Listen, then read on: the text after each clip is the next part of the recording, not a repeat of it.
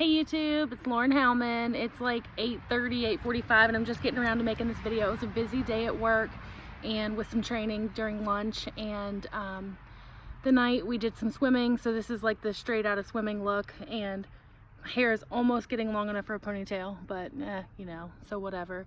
Don't ever cut off all your hair if you don't want to have to grow it back out. That's all I'm going to tell you. I loved my pixie cut, but I wanted to grow it back out, and it's just been not fun now that it's hot outside, because it's like down to here and it's hot, but it doesn't want to go up in a ponytail, and it's like this big. It's huge.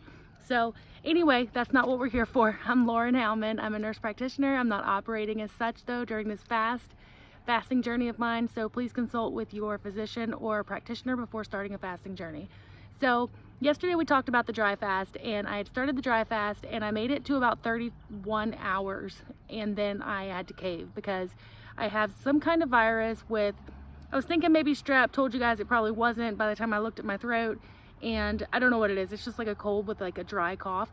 So I went to bed early last night to try to like get some extra sleep. And when my husband got in bed, it woke me up. Not his fault, but just like the fact of him getting into the covers, I woke up. And when I woke up, I started like this 1 hour, like an hour and a half coughing fit, dry cough, couldn't stop. And I finally got up and went and took some cough syrup and fell back asleep. But that coughing made me need water, like I needed water. And so I went and drank some water. And so today I water fasted all day with snake juice, just my salt water. And that was fine. So I made it like 31, 32 hours. That's the longest I've ever made it dry. And I'm going to tell you right now, I had cotton mouth like you would not believe. And I really wanted the dry fast to work out for me because I'm sick, and dry fasting is an excellent way to get rid of an illness fast, like super fast. And I really wanted to make it and I didn't. So I was kind of bummed about that, but whatever. I mean, I was like choking to death. So water was needed. So I went ahead and drank some water. But the dry fast is it's harder for me. Some people say it's a lot easier for them than a water fast, and I can kind of in a way see why, because I felt less hungry and less, like, there were less times in the day where I thought about food, and there were less times in the day where I felt like I needed to eat. And even though I am an experienced faster now, like I can fast for 2 days and that's like no problem for me at all.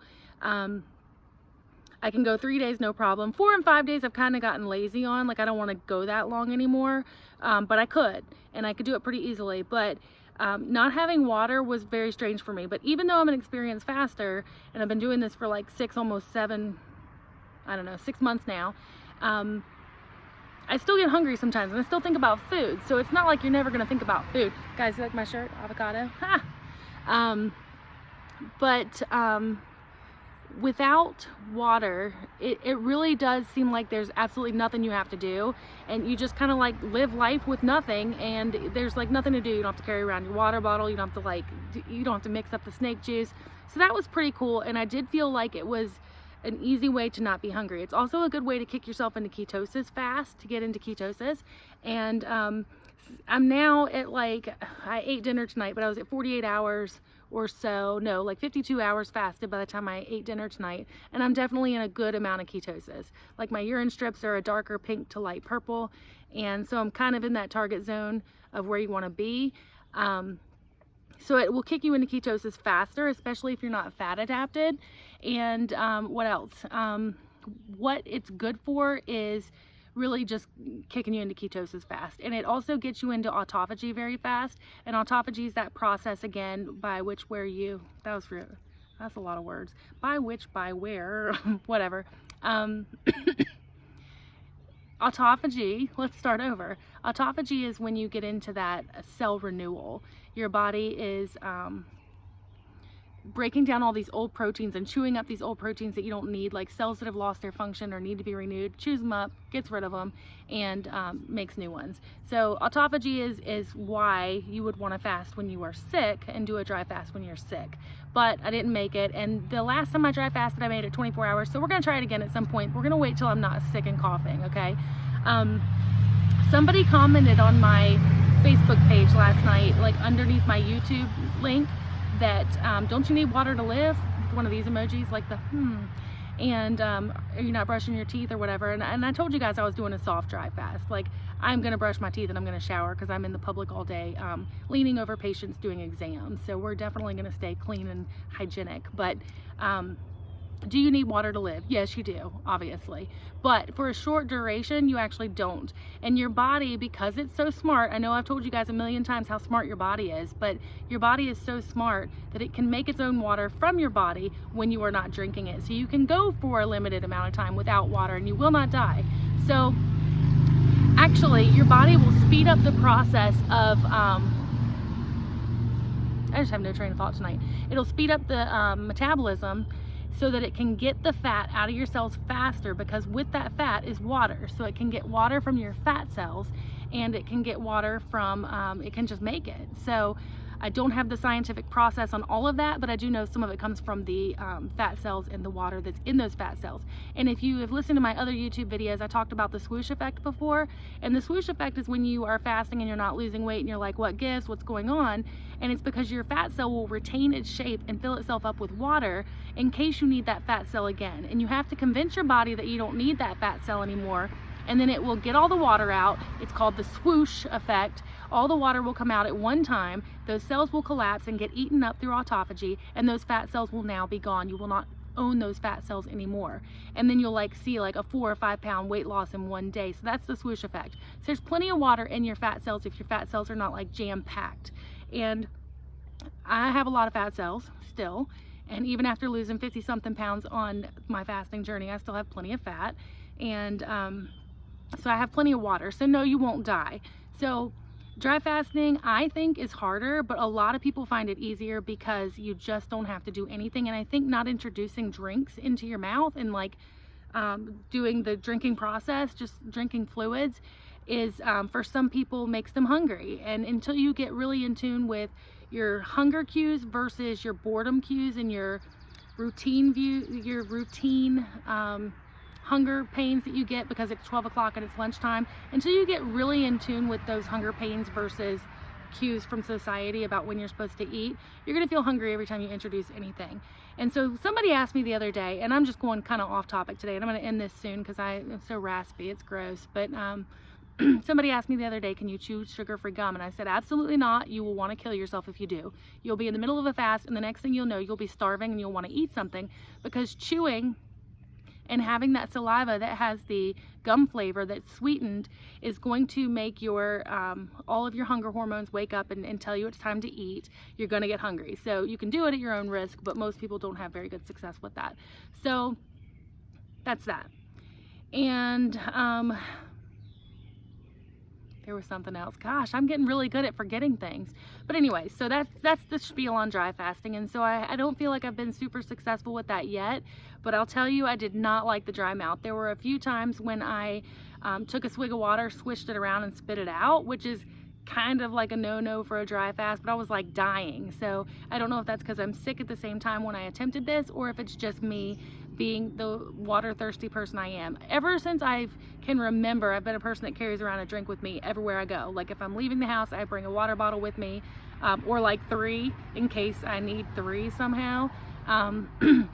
And when I was younger, I was always stopping at the store to get like a Sprite or whatever drink it was that I was drinking at the time. So I've always been a person that likes to drink. So this is particularly hard for me. But if you can do a dry fast, 1 day of dry fasting equals 3 days of water fasting as far as the effects on your body and the weight loss that you can have. So I'm going to attempt it again, and that's for sure. But for now, I'm sticking with the 48-hour fast, and I ended my fast today.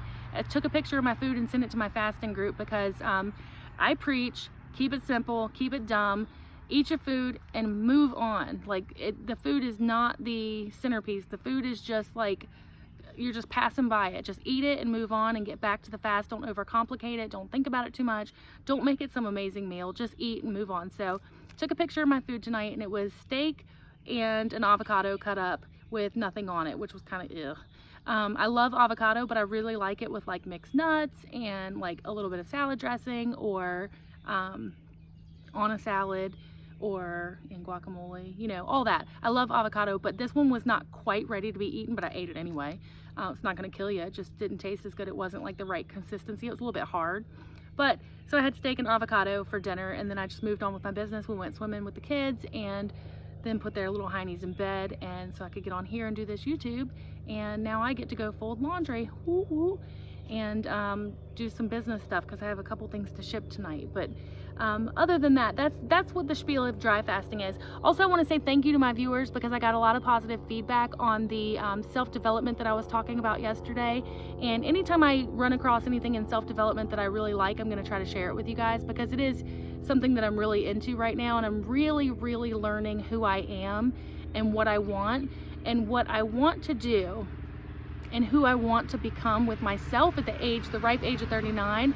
Is what fulfills me the most is helping other people and passing on information and helping other people live healthier, feel better about themselves. And I'm finding that I'm fulfilling that partly through this fasting journey. I think I would have a better chance of helping more people through fasting if it wasn't so dang hard. But you know, that's what I was talking about yesterday. Like, you just have to do it until you start seeing results and you get that transformation, and then you won't care that it's hard. You'll be like, well, this works, hot diggity dog, let's do it. But I wanted to give a shout out to all the people that were commenting on that and how it inspired them or moved them or they got some value out of it. And so I did a lot more self-development today, and it was all along the same line. So I didn't learn anything new exactly, but I did expand on the information I was talking about yesterday as far as getting through the hard times to get to the good times. But anyway, so for me, I want to just be able to have more of an impact on people and help them get healthier, because I can't tell you how much better I feel 50 something pounds lighter, more energetic, and just like so many aspects of life are better when you feel better about yourselves. And I'd love to share that with everybody. So that's kind of what I feel like makes me happy and fulfills me. And I get that partly through my work as well. My line of work, I help a lot of people with nursing and being a nurse practitioner, but this is a new way, and so it's more exciting, if you know what I mean. My nurse practitioner hood or whatever, my nurse practitioner practice will always be, you know, something that fulfills me and something that I will continue to do. But I like adding this in, and if you get any value from this, please like and subscribe and tell me what I could do better to help you and what you want me to talk about. And I think that's about it for today. So sometimes you get like the Lauren who is really informative and gives you a lot of good information, and sometimes you get the rambling Lauren that's sitting in the backyard just telling you about her life wearing an avocado t-shirt. So you get what you get, and you don't throw a fit. That's what they it's gonna make me cough. That's what they teach the kids at school, so it's always funny when they say that. You get what you get and you don't throw a fit. So I hope everybody has a good night. I'll be back tomorrow, and pray that I feel better. I'm sick of this cough for sure. I'm gonna go take some cough medicine presumptively before I go to bed so that I can sleep without waking up with a hacking fit. Oh my gosh. And then I had like 2 hacking fits at work today, and that's to me embarrassing. Like, it feels like ew, you know, like, so I always have to like run to the back, hide in the back so that, you know, my patients aren't hearing me hacking my life away. I'm not contagious, but I sound terrible. So anyway, everybody have a good night.